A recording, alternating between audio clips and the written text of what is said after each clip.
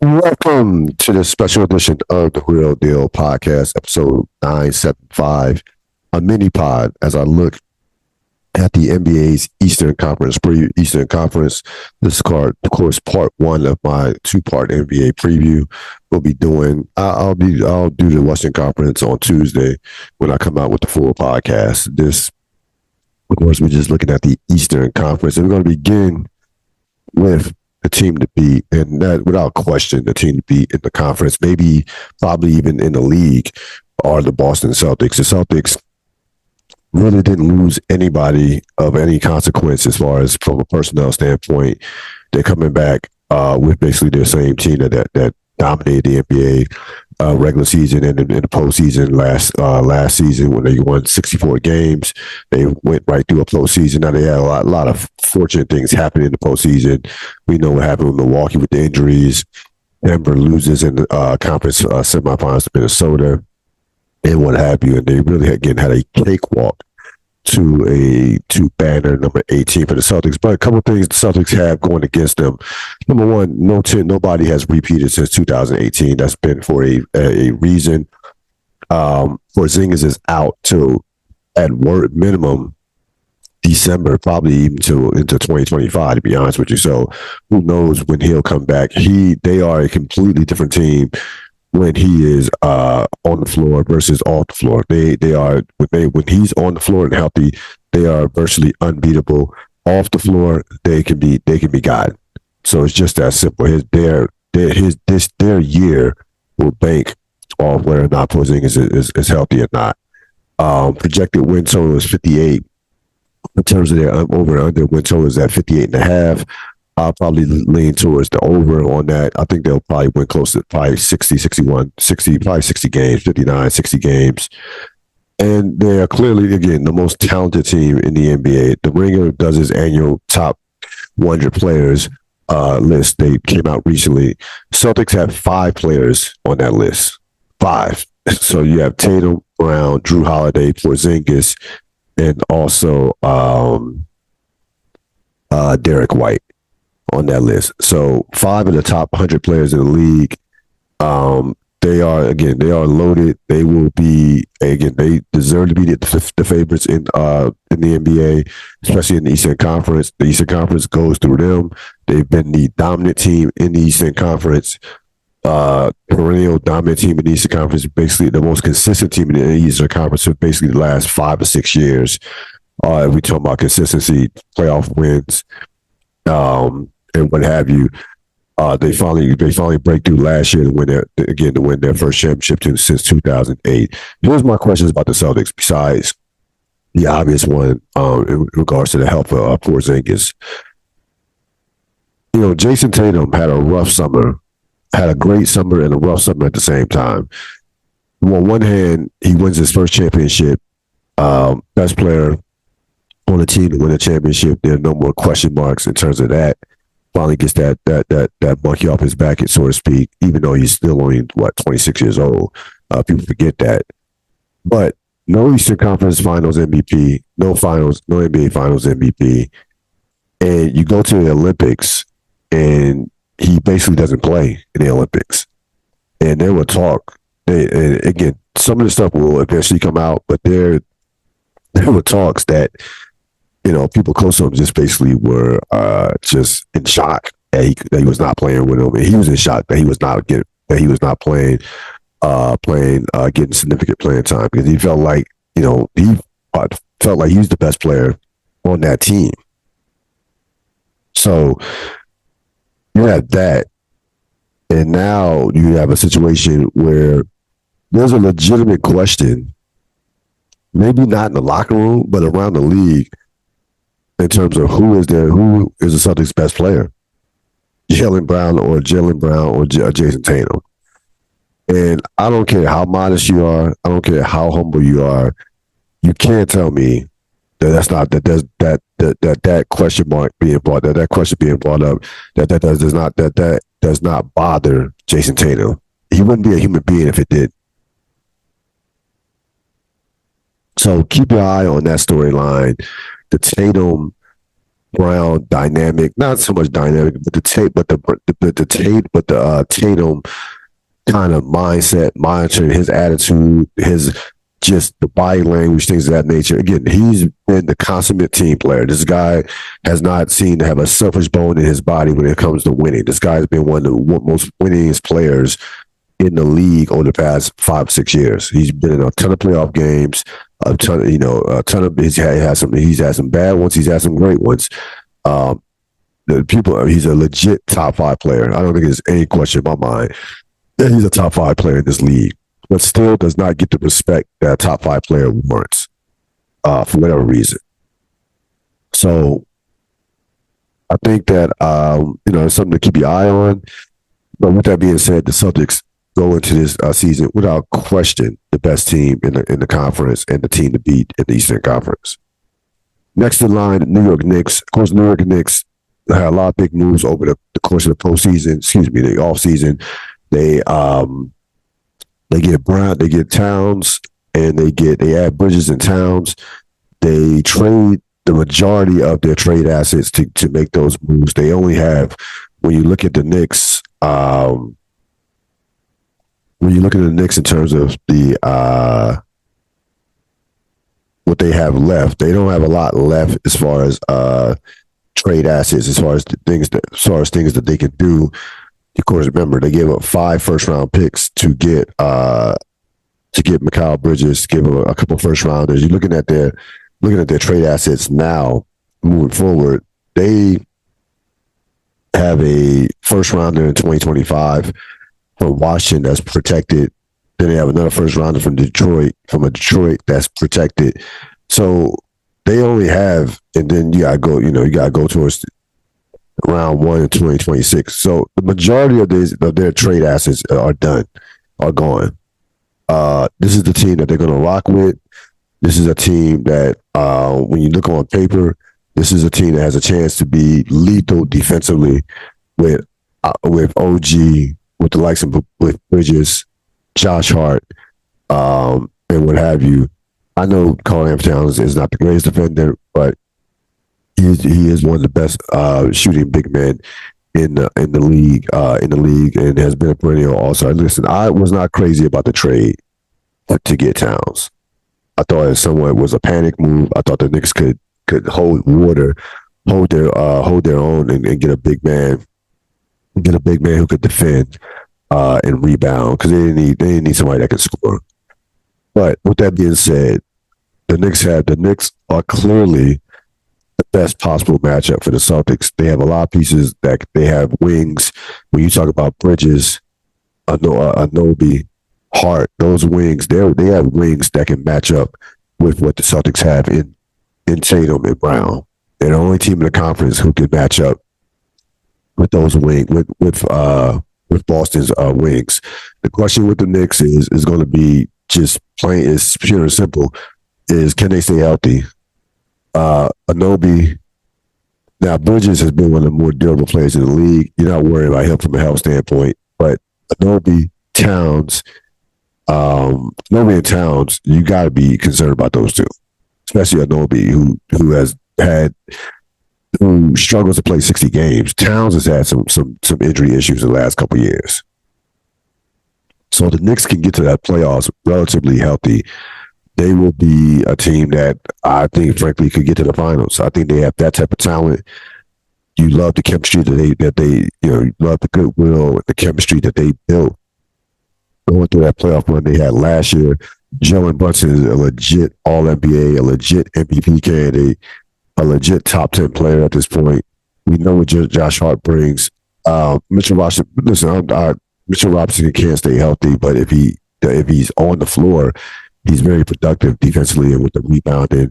They just don't have a lot of depth. We're going to see how much they develop their depth over the course of the season, with the likes of Miles McBride, Campbell Payne, Precious Achua. They're going to have a couple guys step up so that you're not running Anobi and Towns and Brunson into the ground, and Hart into the ground during the regular season. So it's a long regular season. I think if you're the Knicks, you're happy with a top four seed, and you'll take your chances with a top four seed, and you value. To me, you have to value the health of your players over even say home court advantage. Sure, you would like to have home court advantage over the Celtics and the conference go through New York, but more importantly, the health of your players is the most important thing. Most important thing if you are a New York Knicks, if you're a New York Knicks fan or you work for that organization. Knicks come in, their over under is at 54 and a half in certain regards to wins. I probably would take. I think that would be. I think they'll win about 54, 55. I might lean towards the under, considering how many of those guys get hurt, and considering that I see them playing for the postseason. Now, again, they have no size outside of Towns and injured Mitchell Robinson. So keep that in mind. They could go after another big man as far as from a defensive purposes or just from a depth standpoint. But the Knicks are legitimate championship contenders this year. This is the first time I've said that since probably 1997 or 96, 97. They are legit championship contenders as they to me are clearly the second best team in the conference. As far as hit or miss, I'm gonna start with Milwaukee. Milwaukee is in a very, very interesting position this year. You still have one of the top three players in the world in Giannis Antetokounmpo. They went, they kind of made some moves, got rid of some of the big older veteran players, came in with some smaller name guys, but I think were more effective when you add a Gary Trent Jr. or when you add Taurean Prince as well as DeLone Wright. Here's the bottom line about Milwaukee. Or in order for Milwaukee to be, two things have to happen for Milwaukee to get back into title contention in this conference. One, Damian Lillard has to return to being Damian Lillard. So last year, Damian Lillard was average to mediocre. I know he made the All-Star team. Should not have been on the All-Star team. Damian Lillard from 2015 to 2021, right, was not only an All-Star, he was All-NBA not once, but 5 times. So he's second team All-NBA, 1, 2, 3, 4 times. Was first team All-NBA one of those seasons. So in 5 out of 7 seasons, 5 out of the last 8 seasons, he's been, or 6 out of the last 8 seasons, he's been either been first, second. He's been All-NBA 6 out of the last 8 seasons. He had a stretch, again, from 2016 to 2021, where he was either first or second team All-NBA 5 out of 6 years. In that same stretch, he had 5 top 10 MVP finishes. He was 8th, 4th, 6th, 8th, and 7th. The last big year he had 2 years ago, third team All-NBA when he averaged 32 points, 7 assists, shot the ball, 37 from 3, 46 from 2, from overall field goal percentage. They need the Damian Lillard that is one of the top 15, players in the league. They need that version of Damian Lillard. And I'm not so sure at age 33 if that version still exists. Can he score? Yes. Can he hit the occasional big shot? Sure. But you need him to take the load off Giannis. You need him to dominate. That's the first thing. The second thing is they need Chris Middleton to be a legitimate number 3 option, to be a reliable, consistent number 3 option. He does not have to be Chris Middleton of 2021 when they won a championship. No. Yeah, that version of Chris Middleton is gone. He's gone. Chris Middleton is 35 years old. So those two things have to happen in order for Milwaukee to have a chance. I don't think I think one of those things can happen. I don't think both of those things will happen. And then you read an article out the Athletic from Sam Amick interview when he was talking to Giannis, and here's what Giannis said in that article: if we don't win this year, and this is Giannis talking to a Buck staffer, right? By the way, if we don't win this year, you get fired. And Antetokounmpo says with a wry smile to his coworker, "You have it. Do you have it in the back of your mind? Like, what if this year doesn't go well? Yeah, if we don't win the championship, I might get traded. Yeah, this is the job we live. This is the world we're living in. It's everybody." That was an excerpt from an article last week or the week before last. Giannis, again, the clock is on Milwaukee to make a move this year as far as making a move to becoming a championship team again. If they're not, if they lose in the second round or even in the first round again, I think anything less than a conference finals appearance and say a 7-game loss to Boston, something like that, I think that this thing could completely get blown up. And Giannis being traded in the offseason is on the table for sure. He's brought Milwaukee a championship. He's been there for a long time now. He's one of maybe the second greatest buck of all time behind Lou Alcindor or Lou Alcindor. He's done everything he could do in Milwaukee. And I think we're going to end up looking back at Milwaukee as they had a run from 19 to 22 where they were legit championship contenders. 19, they lose, the tough series of Toronto where they drop 4 straight to Kawhi. 2020, the bubble, they get embarrassed by Miami. Okay, you want to toss that one away. 2021, they win a championship. 2022, that's the year they're probably going to be kicking themselves because that was a year where Giannis was clearly the best player in the world. And if not for a Chris Middleton injury, I think the Bucks were the best team that year and probably going to win their second championship in a row, to be perfectly honest with you. But unfortunately, you had the Chris Middleton injury. They lose the Boston in a knockdown, drag-out 7-game series. And, of course, Golden State goes on to win the championship. But we're going to look back and I think that 21-22 season was their last for their championship in terms of their championship window with that group, and it was probably time for them to reset the team after that. It didn't happen. They go and they've had back-to-back years where Giannis has went down with injuries in the first round.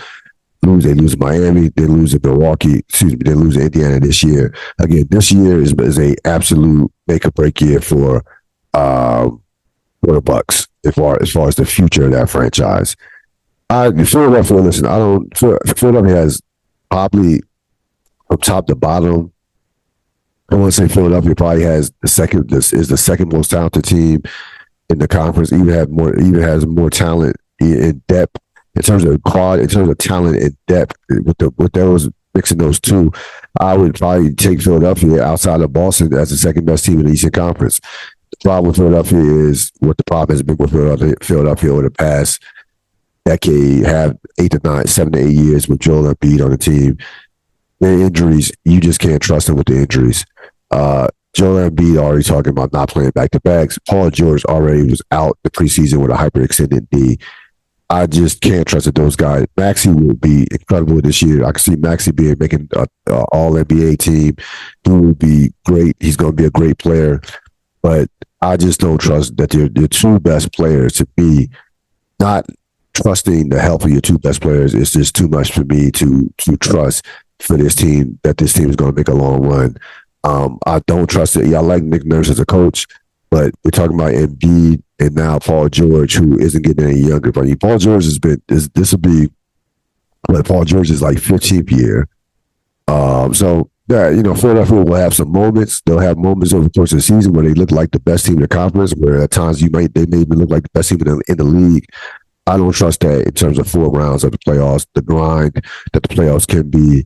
And again, Joel Embiid has never gone through a full playoff season being fully healthy in the last, 4 or 5 years. It's just not, I will believe it when I see it.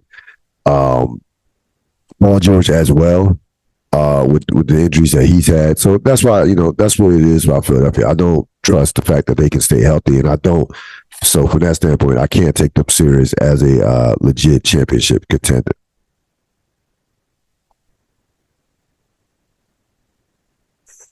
My predictions for the conference, I'm picking the Knicks to upset the Boston Celtics in the Eastern Conference Finals.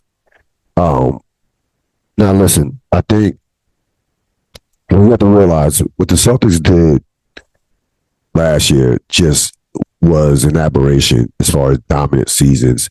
Teams that have dominant seasons like that normally don't come back and dominate like that in back-to-back seasons. You got to go back to especially championship teams. You got to go, but even when the Lakers three-peated, they had one dominant season. That was the first one in 2000. The other two, they were on cruise control in the season and turned it on in the playoffs. Even when the Lakers repeated with Kobe and Paul Gasol, first year they were great. The regular 65 wins, regular season. The following year, down to like what 56, 57. Still had home court, but we're not dominant in back-to-back seasons. It just hasn't happened. You got to go back to like the Bulls of the mid '90s, the Jordan, Dennis Rodman Bulls that had back-to-back seasons where they were in '96. Of course, broke the record at that time at 72-10, and then went 69-13. That 97 team was very underrated, by the way.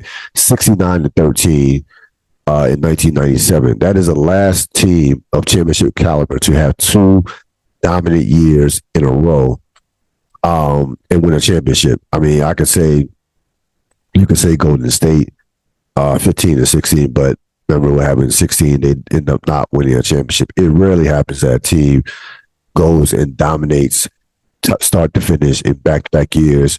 I don't see the Celtics doing it this year. I think I think the Knicks are not afraid of the Celtics. I think the Knicks match up with the Celtics. I don't think the Celtics are, to me, have the mindset to where they want to dominate and run off multiple championships. I can see the situation with Jaylen Brown and Jason Tatum reaching a breaking point. Not so much with those two, but with Jason Tatum basically saying like, fuck this. I'm that dude. And maybe he doesn't. Maybe he starts chasing MVP, want to win an MVP, or wanting to distinguish, separate himself in terms of having a situation where there's no question that who the best player on this team is. Listen, it's only so much a guy can take. I don't care how modest, how humble. When you think about. I mean, just think about it. He doesn't win a conference finals MVP. He doesn't win finals MVP, and he basically doesn't play in the Olympics. So, again, I might be reaching in regards to the Knicks, but I really like the Knicks mojo. I like the Knicks chemistry. I think the Knicks will come back with something, with something to prove coming off what happened with them in Indiana last year. There's a lot to ask in terms of health with the Knicks, with Anunoby and with the minutes that play with Thibodeau to help Thibodeau plays the starters. I know, but there was something special about this Knicks team from last year.